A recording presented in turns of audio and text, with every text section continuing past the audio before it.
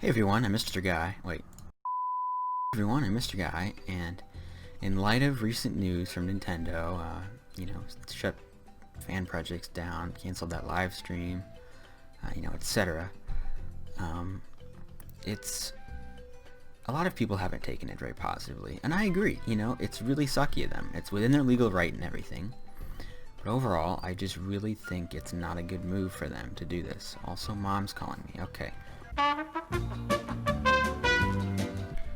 What was I saying?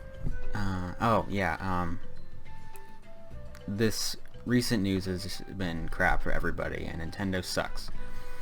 But what I've seen people saying a lot of the time is, what has gotten into Nintendo lately? They didn't used to be like this, or, it was better back in the Wii U days, or, whatever. And that's not true at all, because back in the Wii U days, they shut down fan projects all the time, and they're probably even worse than they are now because they had the creator program, which took the money that YouTubers were making from videos about Nintendo and taking like most of it, so that they made barely anything on the videos, which was just, it sucked, right? And then even before they had the internet community to prey on, they had back in the 90s and 80s and all that, they were really restrictive with third-party companies about like religious imagery and violence, and just back in the NES, third-party games could only come out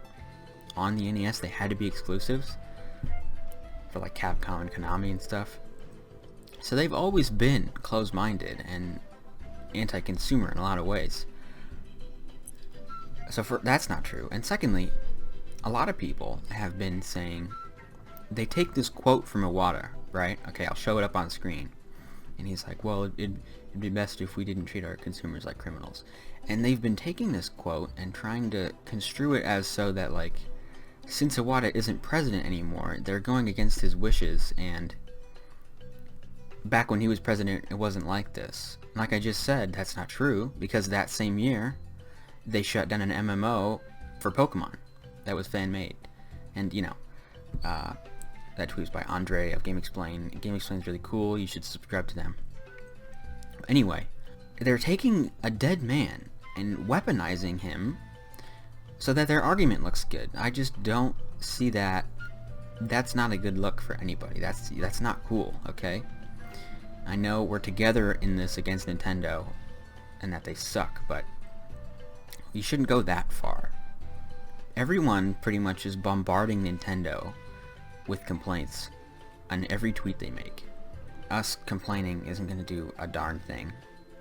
It's just not. It's not going to do anything at all. Back when, another Metroid 2 remake came out, it had potential to cannibalize Samus Returns, so they shut it down like that. The game didn't sell well regardless, but that was because it was on the 3DS in 2017, not because of the fan project. And like the music they've been taking down, like just today, Gilville Center, popular music uploader of Nintendo, he just got a bunch of copyright strikes on Mario 64, Ocarina of Time, and Mario Kart Wii from Nintendo of Japan, by the way.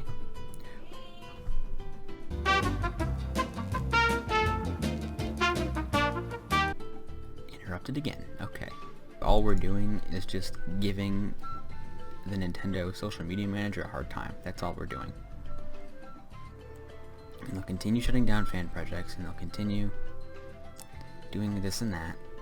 That makes us mad. And they'll continue, I don't know if they'll continue limited releases, but there are going to be limited releases. Okay, they're going to stop being made on March 31st.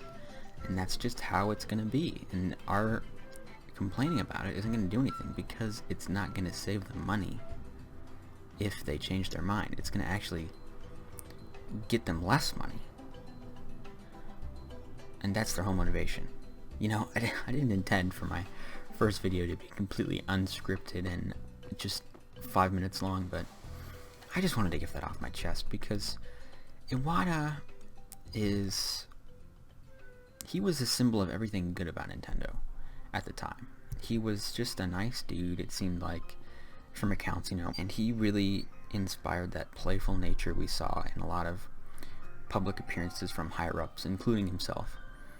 And also, you know, the why the UI was so, you know, just alive compared to the Switch's just complete lifelessness, which contributes to its quickness. But I feel like I could take at least a little bit of music, you know, and we're probably not going to get that. Nintendo, what I will say, they are more soulless, faceless now, but their decisions are still, they would have made these same decisions any number of years prior.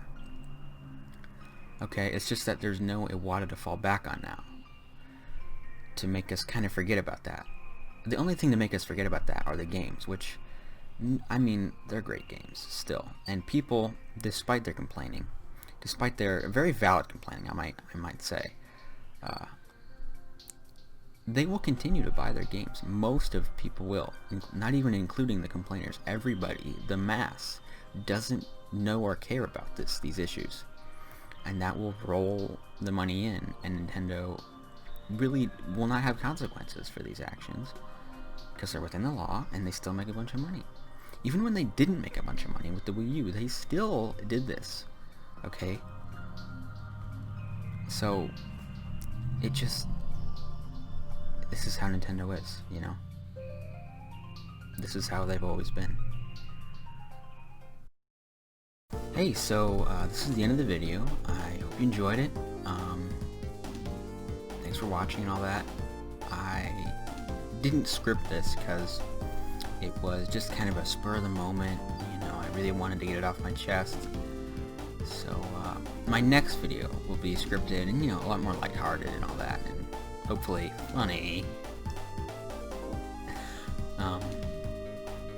Yeah, I don't know necessarily what it's going to be about because I have a lot of ideas floating around, but it's probably going to be a game review, so I will see you hopefully within the next week or two.